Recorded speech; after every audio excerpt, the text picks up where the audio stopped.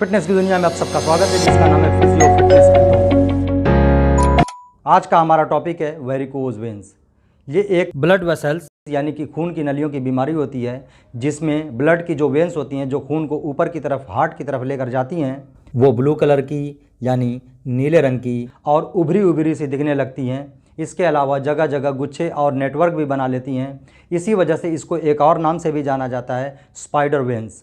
वैसे तो ये बीमारी बहुत ही कम सुनने में आती है, लेकिन बहुत ही कॉमनली आपके और हमारे बीच में पाई जाती है। एक सर्वे के अनुसार 20 से 23% एडल्ट्स के बीच में ये बीमारी देखी जाती है। हमारे पैर के पिछले हिस्सों में, खास तौर से काफ का जो एरिया होता है, इसमें इसका असर ज़्यादा देखने को मिलता है। आज की इस वीडियो में हम आगे बात करेंगे कि कैसे कुछ एक्सरसाइजेज वेरिकोज वेन को ठीक करती हैं, उसमें बहुत ज़्यादा हेल्प करती हैं, और कौन कौन सी चीज़ें वेरिकोज वेन्स के लिए ख़राब होती हैं और कौन कौन सी चीज़ें वेरिकोज वेन्स के लिए अच्छी मानी जाती हैं। लेकिन आइए उससे पहले जान लेते हैं कि वेरिकोज वेन्स में होता क्या है। हमारी बॉडी में दो तरह की ब्लड की नलियाँ होती हैं। एक जो ब्लड को हार्ट से अलग अलग बॉडी के पार्ट को सप्लाई करती हैं, उनको आर्टरी बोला जाता है। दूसरी नलियाँ वो होती हैं जो बॉडी के अलग अलग हिस्से से ब्लड को हार्ट की तरफ लेकर जाती हैं, इन्हें वेन्स बोला जाता है। इन वेन्स में जगह जगह वॉल्व्स होते हैं, जिनका काम होता है ब्लड को एक ही दिशा में यानी कि हार्ट की तरफ लेकर जाना। वेरिकोज वेन्स में होता क्या है कि जब ये वॉल्व्स अपना काम करना बंद कर देते हैं तो ब्लड वापस वेन्स में आने लगता है और इकट्ठा होने लगता है, या फिर अलग अलग डायरेक्शन में फ्लो होने लगता है और नए नए रूट बनाने लगता है। यही वजह है कि वेन्स हमें उभरी हुई और जाल की तरह दिखने लगती है। अब बात करते हैं एक्सरसाइजेस की, कि कौन कौन सी एक्सरसाइजेस किस तरह से वेरिकोज वेन्स में हेल्प करती हैं। हमारा जो काफ का एरिया होता है, घुटने के नीचे का जो एक बेली पार्ट होता है, उसको कॉन्ट्रैक्ट करने से, उसको यूज़ करने से ब्लड की पंपिंग होती है, यानी कि ब्लड पंप होकर हार्ट की तरफ जाने लगता है। वो एक्सरसाइजेज जिनमें हम काफ को यूज़ करते हैं, वो वेरिकोज वेन्स में बहुत हेल्प करेंगी। इसके अलावा जब हम अपने पैर को एलिवेट करके रखते हैं तो ब्लड का जो प्रवाह होता है, ब्लड का जो फ्लो होता है, वो ऑटोमेटिकली हार्ट की तरफ पुल होने लगता है। तो कुछ ऐसी एक्सरसाइज की भी बात करेंगे। तो आइए देखते हैं कि कैसे इन एक्सरसाइजेस को आपको करना है।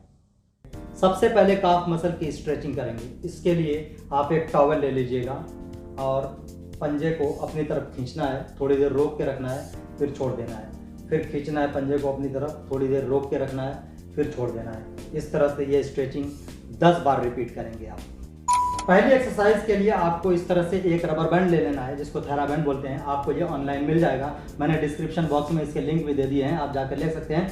अगर आपके पास इस तरह का बैंड नहीं है तो आप कोई कपड़ा ले सकते हैं, टॉवल ले सकते हैं। इस तरह से आपको अपने पंजे में इसको लेकर आना अपने पंजे से और लेट जाना है।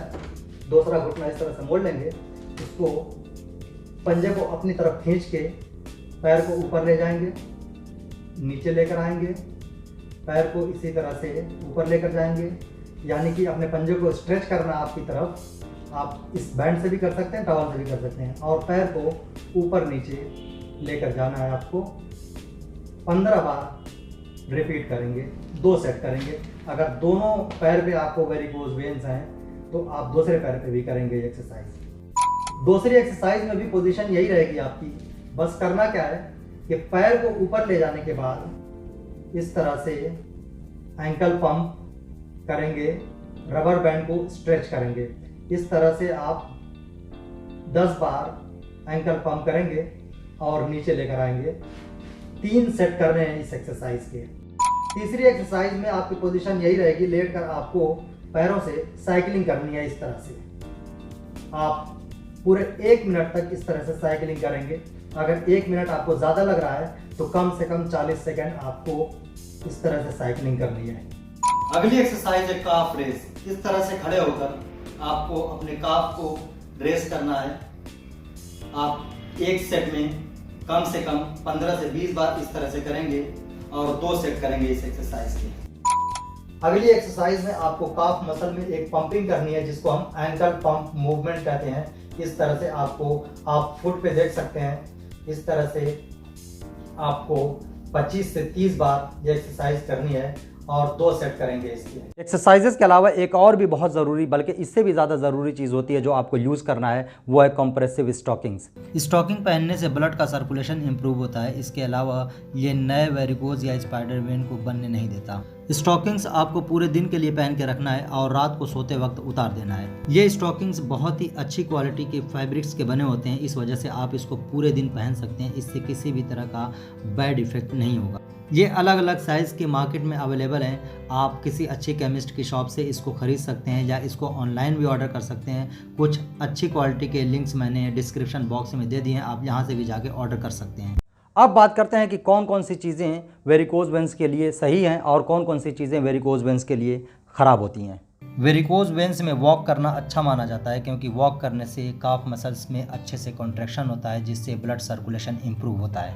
पैर को एलिवेट करके रखने से ब्लड हार्ट की तरफ पुल होता है, जो कि वेरिकोज वेन्स में हेल्प करता है। वेरिकोज वेन्स में आपको पानी ज़्यादा पीना चाहिए, क्योंकि ज़्यादा पानी पीने से ब्लड पतला होता है, जिससे ब्लड सर्कुलेशन इंप्रूव होता है। बहुत ज़्यादा देर तक एक ही पोजीशन में बैठना या खड़े रहना अवॉइड करिए। हाई हील्स के चप्पल या जूते आपको वेरिकोज वेन्स में नहीं पहनने हैं। तो दोस्तों, अगर आप वेरिकोज वेन से परेशान हैं तो ये सारी एक्सरसाइजेज आज से शुरू कर दीजिए। स्टॉकिंग ज़रूर पहनिए और भी लोगों को ये वीडियो शेयर करिए, ताकि और भी लोग इससे फ़ायदा उठा सकें। चैनल पर अगर आप नए हैं तो चैनल को सब्सक्राइब करने के साथ साथ बेल आइकन भी ज़रूर दबाइए, ताकि मैं कोई भी वीडियो बनाऊँ तो उसका नोटिफिकेशंस आपको मिलती रहे। Thank you.